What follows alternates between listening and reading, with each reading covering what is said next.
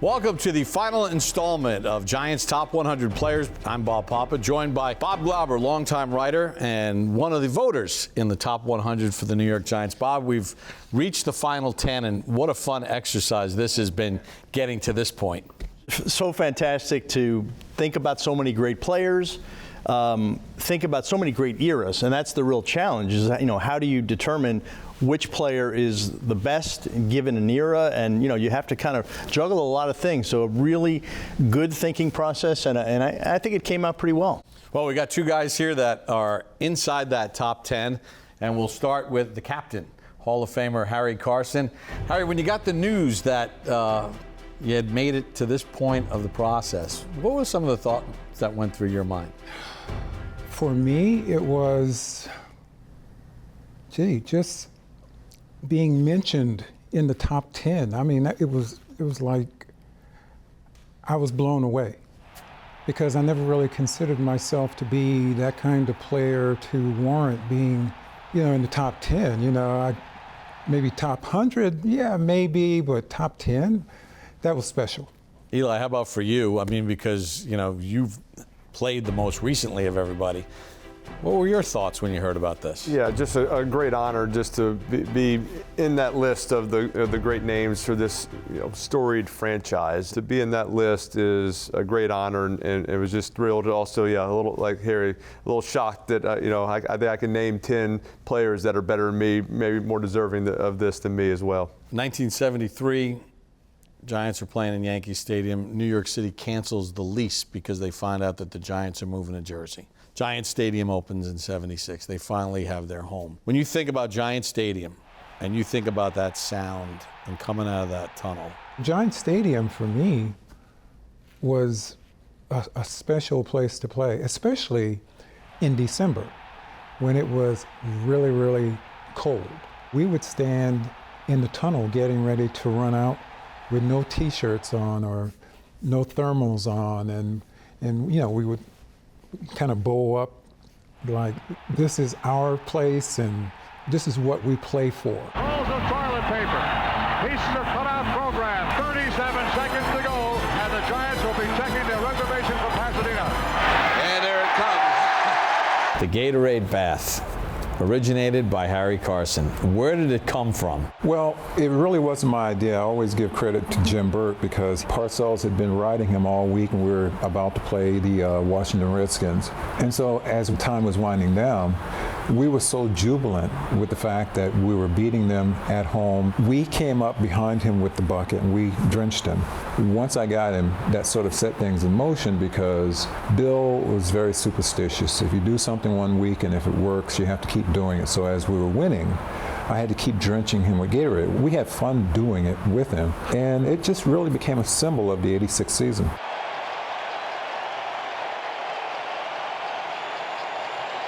Super Bowl 21, how did you wind up as the lone captain for the coin toss? Quite frankly, I didn't know that I was going to be the lone captain. I was on the sideline talking with Parcells, and the official was standing there, and he said, "We have to go." And so Parcells said, "Go." And I said, "Well, what about George?" "Go." "What about Phil?" "Go." And so I started walking out on the field by myself. And I really didn't think about it. And then halfway out on the field, I thought to myself, God, Denver Broncos were walking toward me, and it was like 5, 6, 7 of those guys. And the Giant captain, Harry Carson. I just felt honored to be representing all the guys on the team, but the mere fact that Parcells trusted me was something extremely gratifying. The New York Football Giants and the New England Patriots in Super Bowl 42. As a team, you guys were pretty confident going into that Super Bowl, Yeah, weren't you? we felt good going into that game, and we went out there and did our job and played well and didn't make mistakes, and we could win this game. Manning to throw to the end zone, touchdown! David Tyree on the post, and the Giants have the lead with 11:05 to go in the ball game. So now you guys jump back in front. For the first time all game, the Patriots really looked like the Patriots. They went down the field. Randy Moss beats Webster, touchdown. So now it's on to you. There's a great clip of Michael Strahan walking down the sideline saying, "Hey, the final score is going to be 17-14. 17-14 is the final, okay? 17-14, fellas. One touchdown, we are world champions. Believe it, and it will happen. I was a little upset as like the quarterback. I kind of wanted to give the big pep talk to the offense and get it going. I guess Michael, 15th year, got to do it. But I was kind of like, Michael, like, you just let them score. If you just would have stopped them right there, like, we wouldn't have to have this conversation. I think, like, I don't know if you deserve right now to be talking after you just let them score a touchdown to give them the lead back. Manning takes the snap. Back to throw. Under pressure. Avoids the rush, and he's going to fight out of it. Still fights out of it. Now throws it deep downfield. Tyree, who makes the catch. What a play by Manning. That was obviously a huge play for us, but we still had a lot of work to do. 1st and 10 at the 13. 39 seconds to go. Giants down by 4. Manning calling signals. Takes the snap. Looks left. Lobs it left. First is wide open. Touchdown Giants! In the left corner of the end zone. Touchdown! And that is it. The New York Giants have knocked off the New England Patriots. You guys win, the confetti comes down. I mean, is it everything that you would ever dream? At first, it's just chaos. You're hugging everybody, and you're around. There was kind of a moment right before I got up on stage to grab the trophy for the first time. I mean, that's kind of when it all kind of sunk in for the first time. We just won the Super Bowl. New York Giants football is on the air. It's the New York Football Giants and the New England Patriots, Super Bowl 46. In this Super Bowl, I mean, a lot of people picked you guys to win, and you really outplayed them in the first half. We had this all-in mentality for the last 6-7 weeks, and I didn't want that to end. We had to keep that all-in mentality going. Like, we could not afford to relax. Sure enough, got the game to the fourth quarter and the final drive, and very comfortable in that situation. We've been in that situation many times that season. Manning out of the shotgun set, and he's back to throw. Climbs the pocket, deep ball down the left sideline, and it's going to be caught. Was he inbounds? Yes! Manningham on the sideline. That's a heck of a throw and a heck of a catch by Mario Manningham. And we get close, and they're going to let us score, right? They let us score. Handoff Bradshaw, he runs up the middle, and he falls into the end zone for the touchdown. He thought about stopping. Probably did give the Patriots the ball back with a little bit more time than we wanted to. Brady's back. Brady's under pressure. Brady's chased. Brady heaves one down the middle of the field into the end zone. A jump ball. I kind of see the ball, get hit, and then I lose it. And then finally, a second later, I kind of see it dribbling on the ground. Incomplete, and the ball game's over, and the Giants have won Super Bowl 46. Second Super Bowl, they're always different. First is always the first. Second is special too. But what does the second one mean to you as far as personally and organizationally? First time it was all kind of brand new. It kind of came out of nowhere. The second one, you end up thinking about the other guys who are getting their first Super Bowl, and it's an exciting time for myself. And then you think about those guys who are going through it for the first time, what that feeling is, and smiling for them. Wellington Mara always said, once a Giant, always a Giant. For me, it's only a Giant. Harry, I want to ask you about number 8 on this list. Sam Huff came to the Giants in 1956. They win the NFL championship that first year in Yankee Stadium. You played similar position, that inside linebacker position. He was a tough guy. He was a tough guy playing during a tough era. What do you do that for, 88? You do that one more time, 88, I'm going to sock you one. Now, don't do that. You run again, you get a broken nose. Don't do that. Hit me on the chin with your elbow. Playing against, the players who were playing during that era, he stood out. And one of the things that I thought about when I was coming into, playing for the Giants was I wanted to be mentioned in the same breath as Sam Huff. Eli, number 4 on this list is Frank Gifford, who he was drafted by the Giants in 1952. He won the MVP in 1956 and was a multifaceted player, running, receiving, played multiple positions.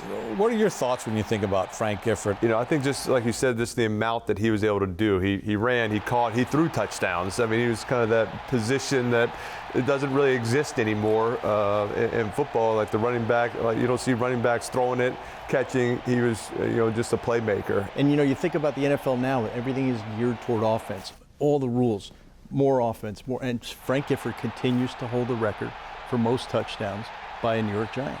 It's remarkable, and he played so long ago. And Eli touched on it, the running, the throwing, and the catching. He was just the all-around player. Speaking of Frank Gifford, he's number 4. Number 5 is the modern-day Frank Gifford, which is your teammate, Michael Strahan.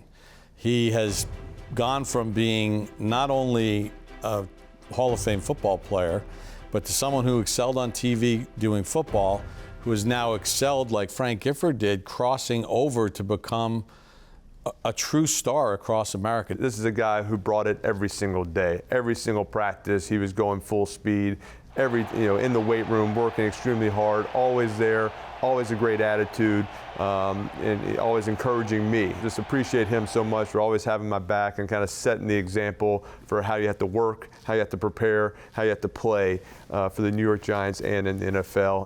1st and 10 Eagles, McNabb back to throw. Steps up under pressure, and he's sacked by Michael Strahan, and there's the record, the New York Giants record, 133.5, and he does it with Lawrence Taylor in the house. The other thing about Strahan, I don't know if you win that 2007 Super Bowl without that kind of leadership, and that defense was great. You had the game of your life in the Super Bowl, but that set up in large part because of the defense holding those Patriots down. Takes the snap and back to throw. Sets in the pocket, and he's sacked by Michael Strahan back at the 32-yard line. And Strahan's leadership, it was huge. And he had the season of a lifetime, and he was able to do what few others have done, and just walk off into the sunset with a Super Bowl. You talk about threads, right? He was there with Lawrence's last year. And then you kind of, Harry, you think about some of the threads with you. We talked about Sam Huff, but for instance, at number 10 on the list is Andy Robustelli, who was the president. The Giants didn't have a GM at the time. He was the president of football operations, and he was there when you got drafted. What was it like to be around another great defensive person that was in the building and on the property? There are certain names that kind of resonate with you that you always remember. Robustelli is one of those names that you always sort of remember, and that was before I even was drafted to play with the Giants. Here's a personality that I used to watch on television, or I would listen to on the radio or whatever, and I'd hear his name. And I always equated his name with the New York Football Giants. Bob, Robustelli as a player was like amazing. I did see him a little bit as a kid, and I'm thinking, big guy, but he was not. He was 6'1", 220, right? 6'1", 220 as the defensive end, but he was very quick. He was very skilled in terms of technique, and he would just dominate people. He had a good outside move, and he got after the quarterback. So he was really one of the great pass rushing defensive ends of his time. Neither of these guys, none of us had any connection with Mel Hein. Mm-hmm. So Mel Hein has come in at number 3 on this list. That's when they played 60 minutes. Mm-hmm. So he played center, he played linebacker, and he went to 8 straight Pro Bowls, the inaugural Hall of Fame class. But one of these players that, over the course of time, I give the voters a lot of credit for not being age biased and realizing what this man meant to the early years of the NFL. Well, when you think about Mel Hein, and I had the benefit of having talked to Wellington Mara about Mel Hein. He saw him and he knew what he was all about, and so you have that connection to history. But you just look at it, I believe it was 6 straight All-Pros, first team All-Pro, all those Pro Bowls, playing 2 ways. Mel Hein was the first offensive lineman to be named MVP in the NFL in 1938. And probably, he's the last. Yeah, last one. I want to ask you, really one of the greatest stories in the history of the National Football League is Mr. Offense on Defense, Emlen Tunnell, who in this list comes in at number 6. This is one of the most dominant player on the defensive side of the ball. One season, his interception return yardage and his punt return yardage was more yardage than the leading rusher in the NFL. Drops into the waiting arms of Emlen Tunnell, and he does what the New York fans have been hoping for all afternoon, adding another brilliant run back to his record and a touchdown to the New York side of the scoreboard. He has the 2nd highest number of interceptions in NFL history. It's unbelievable. Right, 79, and Paul Krause had 81. I think Deion Sanders had 54. 54, right. So Emlen Tunnell was 25 more than Deion Sanders. He was a great player, very unassuming player, very humble guy, but dominant. Second most interceptions in the history of the NFL, Giants franchise leader, in an era when they played 12 games. Yeah. Even that. Yeah, and he was the first man of color to be elected to the Pro Football Hall of Fame as well. Pretty incredible stuff with Emlen Tunnell, isn't it? Let's go to the man who was voted number one. I think let's go to number two first. Okay. Roosevelt Brown. Okay. Because maybe the best left tackle in the history of the sport. Yeah, he was a 27th round pick, the old 27th round. 27. But an absolute dominant player. This is a left tackle who went to a small black school, Morgan State. For our younger fans, now when we did the great plays and fans could vote on it, there's the one play where he blocks like 3 guys at once as one of the top plays in the history of the Giants. What was remarkable, and Harry mentions the HBCU factor, back then, scouting was just very rudimentary. You don't have what it was then. There was a writer in Pittsburgh, Bill Nunn Jr. He was the sports editor of the Pittsburgh Courier, black paper in Pittsburgh, and he had an all-star team that he compiled each year for HBCU players. And Rosie Brown was on there, and the Giants saw it, and took a chance on him in the 27th round, right? All right, so let's go to number one. I'll start with you, Eli. Lawrence Taylor. I mean, you've seen him around a little bit over the years, but I mean, you're of the age where you had a chance to watch him play on TV. I mean, can you imagine having to go against him? No, I'm glad I did not have to go against him. He was the guy, and he was exciting and electric, and I've seen the hits that he's put on some of these quarterbacks, and it hurts me to watch it. He was the guy as a kid, like if you were playing defense, you wanted to be Lawrence Taylor. Hey, baby, let's go out there like a bunch of crazy dogs and have some fun.